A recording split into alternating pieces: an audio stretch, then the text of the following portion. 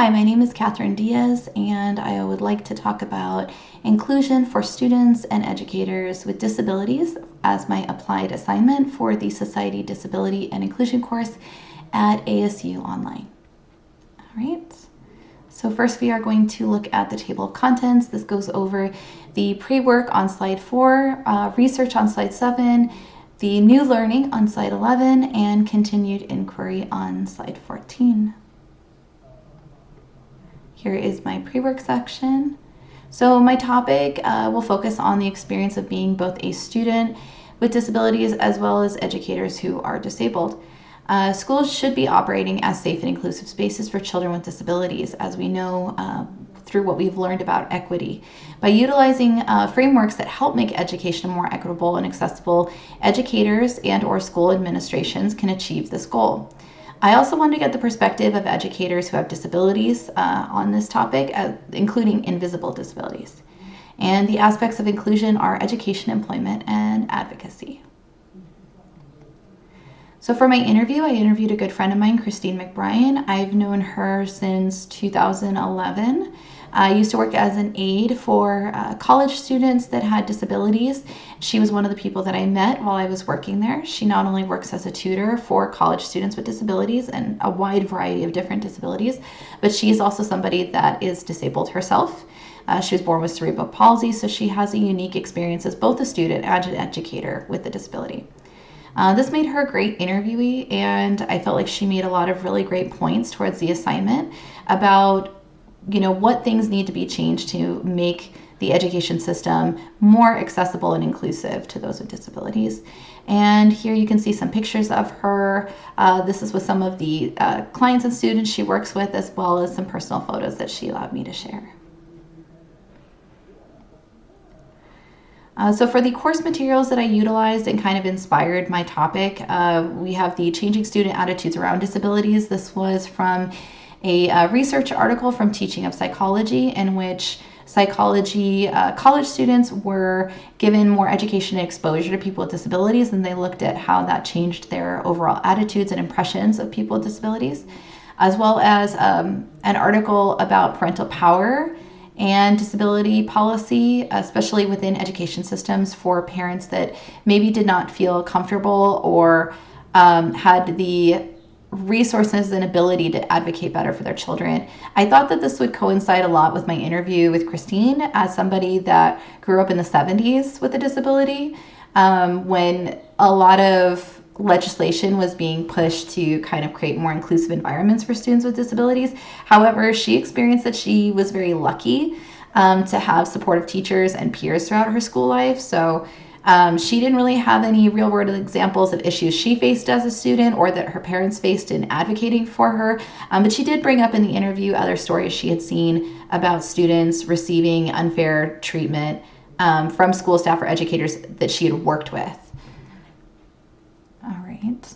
And then for my research, I utilized the importance of inclusion from an article of World Bank Group. And this basically talked about how important, again, inclusion is in society, especially for students with disabilities, but making the added note that we need to be paying special attention to marginalized groups that have disabilities, including children of color, children who are first-generation American, and also kind of looking at how maybe we have some gender bias around disabilities, particularly when it comes to diagnosing girls versus boys when it comes to ADHD and autism. So we really have to be cognizant and aware of how we are treating these cases and how we are diagnosing, so that we can make better educational goals to meet these children's needs. We also looked at educating with a disability and how research had showed that when children were exposed to role models in different professions where the person had a disability, they were more likely to be able to see themselves having that profession or being able to be more of an independent adult when they had disabilities. But I also think that this representation is really powerful for non-disabled students as well, to kind of, again, get that exposure to what someone with a disability looks like. A lot of children are very close to their teachers, and I think when they're more aware of barriers that are present for someone that they're close to, again, like someone that they grew up with in a family that has a disability, they're more likely to think about barriers and think about inclusion. And then another little fact that we have here is an estimated 29.2 million children and adolescents globally live with disabilities. And approximately 95% of these young people live in low and middle income countries. And so again, when we're thinking about marginalized groups, when we're thinking about inclusion, we also have to consider the fact that disability is not something that is relegated to privileged few. It a lot of times happens with children and families where they are lower or lower middle income. And again, that's another reason why advocating and helping empower parents is so important, so that they feel comfortable in getting the resources that they need for their children. Here we go to evidence. So in my interview with Christy McBride, again, she made a lot of points about the lack of accessibility for teachers and students with disabilities. Despite her mostly good experience as a student with disabilities, she did mention specific stories, not only about students she worked with that experienced discrimination, but also lack of accessibility that she faced as a teacher's aide, where they didn't have ramps at the school. They only had steps, which limited her ability to move around from class to class as she needed to. She told me about how the restrooms at the school in which she works as a teacher aide for an elementary class, that they didn't have handlebars in the restrooms. So she was unable to use the restroom all day while at school. She also talked about lack of accessibility when it came to transportation, that the buses that a lot of her clients would take were very far away from the school campus, which was very dangerous for them. Some of the tips that she had for educators and school administrations to make it more inclusive to people with disabilities was for educators to receive training and mandatory seminars and workshops to help teachers to better understand disabilities and their nuances. And she even mentioned herself that she would love to take seminars because as a tutor and an aide for adults with disabilities in college, there's a wide variety of different types of disabilities. It's not one size fits all. There's never going to be a lack of education or knowledge that we can gain from learning about different types of disabilities and what those different needs are. So she made a good point about educators receiving mandatory training and gaining this education about what different disabilities look like. The other recommendation she had was for school building planning to include accommodations such as ramps throughout the school in place of steps, adequate space for students and teachers to be able to move freely within the classroom, which was a really great point that she made, especially if there are mobility aids such as wheelchairs or walkers being used by students. She had talked about how in some experiences she had the desks were adjustable by height, and she found that to be incredibly helpful as a wheelchair user. She also mentioned handicap accessible bathrooms and safer access to buses, as mentioned before. Lastly, her recommendation was for teachers and staff to be kind. This seems like a straightforward, easy one, but it's really not. A lot of times people, again, if they don't have exposure, they don't feel very comfortable with people with disabilities, they are going to be more impatient. They are going to have a lack of understanding. And she emphasized here, unless you're in their shoes, you really don't understand where they're coming from or what their needs are. And this goes back to receiving that training about being educated about what disabilities are, about having exposure, again, to people and students with disabilities so that you can have a better understanding of what barriers they're facing and what you can do as an advocate to help them. And then a couple of other little statistics here. According to a study done by the National Center for Learning Disabilities, less than 1 in 5 general education teachers surveyed said that they felt prepared to work with children that had even mild to moderate disabilities. And out of the 1,350 teachers in the survey, a third of them had reported not participating in any professional development for educating children with disabilities. And when we think about how many children, especially now, are being diagnosed with things like autism, Asperger's, ADHD, learning disabilities, it goes to show what a huge gap there is when teachers are not prepared or trained to work with students, in terms of making sure that they're getting educational equity and opportunities as children that do not struggle with disabilities.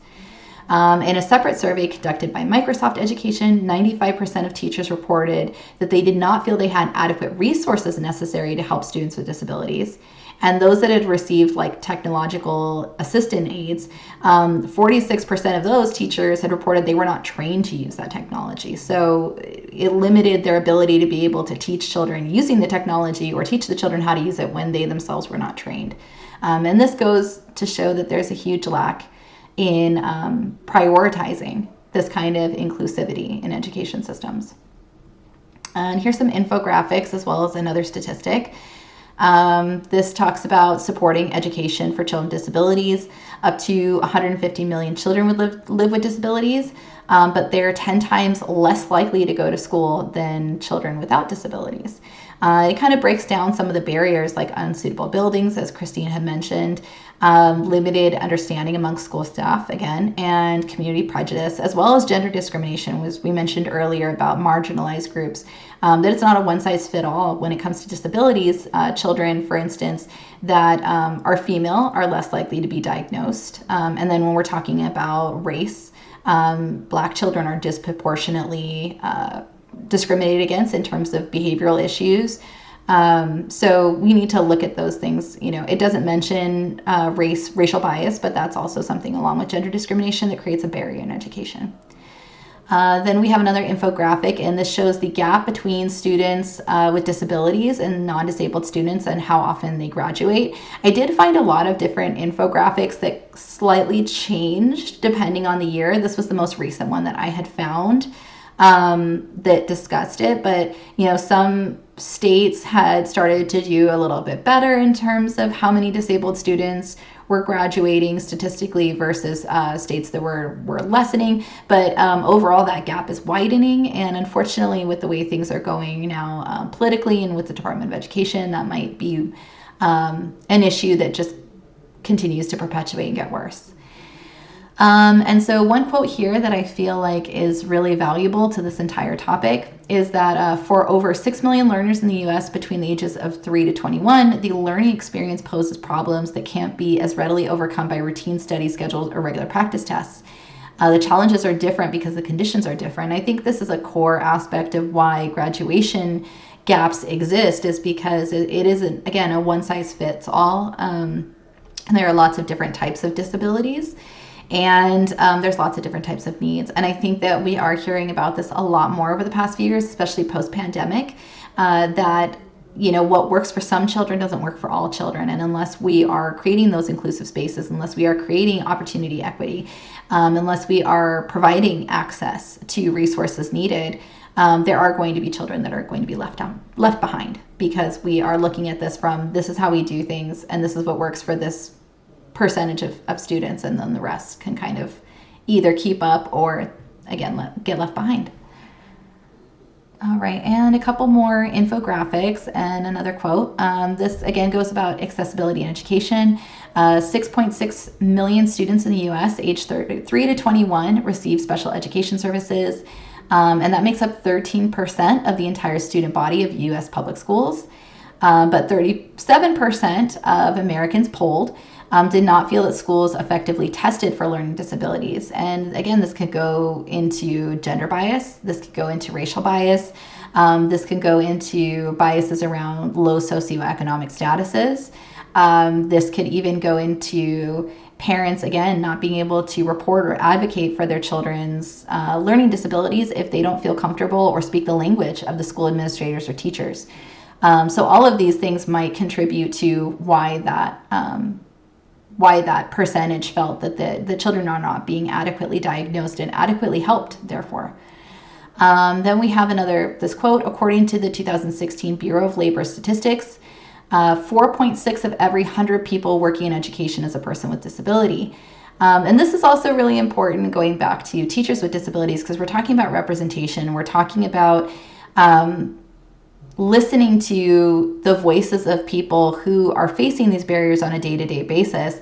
When we have such a low amount of teachers that are being able to speak up about what is being faced by themselves or by students, it narrows our view of what inclusivity actually looks like. So it's really important that we have this representation, and that we have that we're aware of how many educators actually have disabilities. I would also say this was from the article I mentioned earlier, where there was not really a lot of other references around teachers with disabilities, and that article even mentioned that themselves. But there are invisible disabilities, And a lot of educators might not even identify or report a disability, maybe because they feel that there's going to be discrimination, or that they will not receive the accessibility that they need because of that discrimination. So I would even say that I believe that that number is probably a little bit higher than 4.6 out of 100 people, just because we are not including invisible disabilities. And then this infographic about disabled adults, they're more likely to experience barriers to employment, 3 times more likely to have no qualifications, and this underscores that gap in regards to graduation rates. They are more likely to experience unfair treatment at work, which again goes back to, educators potentially not reporting their disabilities. A 5th report difficulties accessing transport, and this all kind of goes under the same umbrella of if they're not having accessibility to transport, if they're not having safe access to the building itself, if they're experiencing barriers with getting the employment because they've reported their disability, if they're not having the same qualifications because they didn't have the same access to education, it's all under the same scope and it's all interrelated to each other. And a couple more that were down here was that they're 2 times more likely to experience low income and material deprivation, which again, if they're not given employment opportunities, then yeah, it's going to limit their ability to be independent. And they're more likely to experience loneliness and low well-being, which we will cover more in a next slide. So here we are at new learning. So this one is about inclusion. Inclusion is a fundamental aspect of what we discuss in this course, as it ensures that everyone, regardless of their abilities, is given the same opportunities to participate in our society. Some studies have shown that when schools have implemented inclusive classrooms, students perform better in tests and had overall higher grades, and this actually included able-bodied students that did not have learning disabilities, that they actually performed better when in classrooms that were more inclusive to children with disabilities. In another study done in 2018, and again, this is going back to the course material that I researched, researchers found that non-disabled college students who had been educated on and exposed to people with disabilities reported being more comfortable around disabled adults and having better attitudes around disability. And again, this is not only creating an inclusive mindset, but this is helping build advocacy and better attitudes when it comes to envisioning structures that are more inclusive to people with disabilities. There are many different ways to make educational spaces more inclusive for both students and teachers with disabilities, providing better accessibility, helping to shape positive attitudes around what disabled students and teachers can accomplish through advocacy, as mentioned, and promoting education, empathy around accommodations and practices, all work to create inclusivity. Then next we have equity. In order to have a more inclusive educational system, we need to prioritize equity-based frameworks. Equity in this context of disability rights ensures that everyone, every student, every educator has equal access to employment, to the education they needed, to the resources they needed, and access to other aspects of community life. In 2019, the U.S. Department of Health Services found that people with disabilities actually reported to have less access to many services that were needed, and this caused them to have significantly higher rates of depression and anxiety. And again, this mirrors what we mentioned a little bit earlier about, when we're looking at all these statistics about lack of education, lack of graduation grades, barriers to getting employment, lack of transportation accessibility, lack of being able to be financially secure and independent, those all led to loneliness. Those all led to a sense of interdependence on other people, and that can lead to depression and anxiety that only exacerbates current issues that people with disabilities might be facing. And overall, what that does as well is it keeps this attitude that we have as a society about people with disabilities in line, that their place in society is one of being needy or one of being, excluded and ostracized from, normal society and normal educational spaces and normal employment spaces. And so unless we're able to help people to have autonomy and have independence with disabilities and give them those resources, we're just going to be perpetuating this view and this attitude that people have, which then again perpetuates a lack of inclusion. Some ways that we can all help to make our communities more equitable for those with disabilities are to support disability rights organizations and advocacy groups that push for legislation that promotes equal access to services and space for adults with children with disabilities, to continue to educate yourself and others on the barriers faced by disabled individuals, and to promote inclusivity in your classrooms. And again, this is all working as an advocate. And I included this infographic from the CDC. It's kind of like they make an acronym out of the word ally.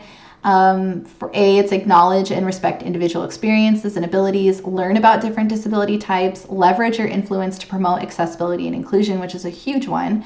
And lastly, yield the floor to people with disabilities to help identify and eliminate barriers. And this, again, goes to talking about how important it is to give a voice to people with disabilities about what those actual barriers are. Because most of the time, again, we're not going to be aware of, whether or not a bathroom has a handrail if you don't need one. You're not going to be aware of an issue that someone might have when it comes to how much space is in a classroom, or whether or not a desk is at an accessible height for them, unless you talk to someone with a disability and they can tell you, like, hey, this is actually a huge barrier in me being able to do what I need to do, or what I can do to make this environment or make this space better. And that's what inclusivity is. It's creating access and equitability to make our spaces better. And then lastly, we talk about access. So at the center of equity and inclusivity is access. And, this is a word that we've used repeatedly during this entire slideshow. Without access to systems, resources, and opportunities, children and adults who have disabilities are prevented from achieving success and fulfillment. And again, this only perpetuates the harmful stereotypes and attitudes that we as a society tend to have around people with disabilities and what their capabilities are in terms of leading normal, autonomous, independent lives. One major issue when it comes to accessibility is the lack of design that addresses potential barriers. We talked about this a lot during the course, being more aware of how difficult it would be to have a visual impairment when you're trying to make a peanut butter and jelly sandwich, or, what things in common areas that we, go into, like a store, what accessibility barriers exist that we don't think about because they're not really barriers for those of us that don't have disabilities. So being, again, more cognizant, more aware, more educated about the physical barriers in infrastructure, lack of resources, or assistive technology that people could be using with when they have impairments, and just an overall absence of inclusive language or engagement with people who have disabilities, that lack of exposure, that lack of giving voice to people with disabilities. We learned about the importance of accessibility through the universal design principles in this class. And the main principles that were kind of, the main core ones that kind of get broken down were engagement, representation, and action expression. And with the influx of newer technologies, we are seeing a greater demand for accessibility aids. One that I found out about was smart canes that utilize artificial intelligence, and that kind of helps people to navigate where they're going. Another thing that I learned about during this course that I thought was really, really cool was when major brands are trying to broaden their scope of their clientele, and Adidas is one where they're making shoes specifically for wearers that have Down syndrome, because they have certain issues when it comes to footwear that a lot of people would not know about, and that I myself didn't know about. I've worked with people that have Down syndrome, and I was not aware of the certain abnormalities that can occur with the feet for people that have Down syndrome that make wearing shoes uncomfortable or difficult. And, they should be able to have not only shoes that, again, are more comfortable, than it can help them to do things, like sports activities that they want to do, but also that make them feel dignified in wearing them. That these are going to be cool looking Adidas shoes. They should be able to feel proud of what they're wearing, just like anyone else. So with these more inclusive attitudes that brands like Adidas are showing, or certain tech services like creating AI canes, when these attitudes are shifting towards helping adults and children with disabilities, we can guarantee that there's going to be better access to things like education, employment, and experiences, again, like playing sports, that historically have been inaccessible to those with disabilities. And then here for my infographic, that I found, it does kind of give like 9 strategies. This is specifically for higher education. I found that a lot of things that I was able to pick up online were actually geared towards higher education, which I thought was really interesting, rather than elementary education. But I think that this can kind of work for both. So it talks about setting a welcoming tone, making a connection, using visual cues, exploring the use of technology, leveraging office hours. And again, these are just ways that, again, you can make things more accessible to students that might need additional help or resources that your other students might not need and you might not think about otherwise. All right, and then we are going to go to the continued inquiry. So as a future educator, I believe that it's really important that we provide all children with a quality education. Children should be empowered. They should be able to meet their goals and have the same opportunities that non-disabled children have. And again, I believe that if we prioritize that, we are going to have a future of adults with disabilities that are working in professions where they're giving that exposure to children, where they are providing positive representation, where they're being voices for inclusivity and equity. And it really starts with how we treat students with disabilities and how we empower them to be those adults. So I think that in the future, it's going to be pivotal for me to have continued education around students with disabilities, how to empower them in a classroom setting, and also just being more aware of different disabilities. Again, it's very nuanced and it's not a one-size-fits-all, and it's really the job of an educator to know about the child that they're working with and know how to meet their needs, and not the other way around.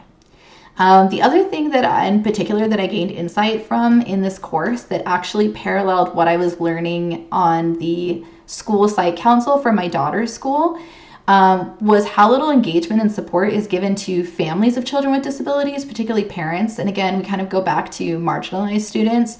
If there's parents where English is a second language, as a lot of the disabled students at my daughter's school, their parents do not speak English. And surprisingly, there's not a lot of staff that speak Spanish. So if they don't feel comfortable advocating for their children or having these IEP meetings or talking to the teacher about learning disabilities, these children are kind of given the label of being disruptive or difficult. Or they're kind of shuffled around into different programs. Like, they're either in ESL or they're in, disabled, or, they're in special needs classes. They're not provided the same resources. And I think if we engage the parents more, if we support the parents more, if we empower the parents and the families of these children more to be involved and to collaborate with us as educators and as school administrators, I believe that it's going to be in the best interest of that child getting their needs met and making sure that they have the same access and opportunities as other children in the class. I really believe that starts with giving these parents support and encouragement to advocate and to speak up and to work with teachers and staff. I myself, I don't speak Spanish. I've had 30-something years of living in Southern California to learn. So learning this in this class, and also again seeing in the parent, school site council that I've been involved in this year at my daughter's school, has really emphasized to me that in order to be a better advocate, I really need to learn how to work with parents, possibly expand my language skills in terms of learning how to speak Spanish.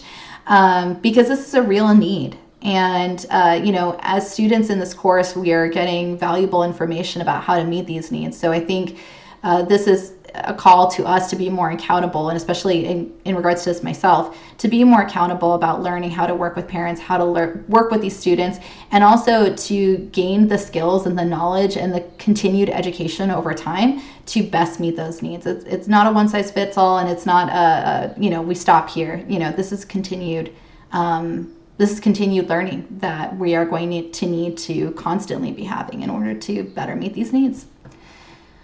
All right, and so my question for peers is, knowing what you know now after taking this course, what ideas or practices do you plan to utilize as an educator? As I mentioned before, I plan to continue my education on working with children with disabilities, learning about different disabilities, learning about different practices, implementations, about how to work with different types of disabilities, and also really pushing myself to learn Spanish. There's other languages that, of course, children's families might have. We have some friends whose families speak Arabic. We have some friends whose families speak Portuguese. So it's definitely not limited to Spanish speaking, but if you live in an area where there is predominantly Spanish speaking students, that might be really helpful. So I'm curious to know what ideas or practices you plan to utilize as an educator. All right, and then lastly, I have my thanks slide. I did utilize the template that was provided us through our instructor. It was created by slideshow, including icons by Flaticon and infographics and images by FreePic. I actually didn't use any of those, but I did keep them on the post-it here because had I used them, they probably would have been really helpful. And then lastly, here are my resources. A couple of these were from our course material. A lot of them were things that I found online. Unfortunately, I was not able to find a lot of resources again about educators with disabilities, but there was a lot about how to create more accessible, inclusive, and equitable classrooms, which I found pretty amazing. So there's a wealth of resources on this for people that want to learn how to do that. So thank you so much for watching. I hope that this was informative and that you enjoyed it. Thanks.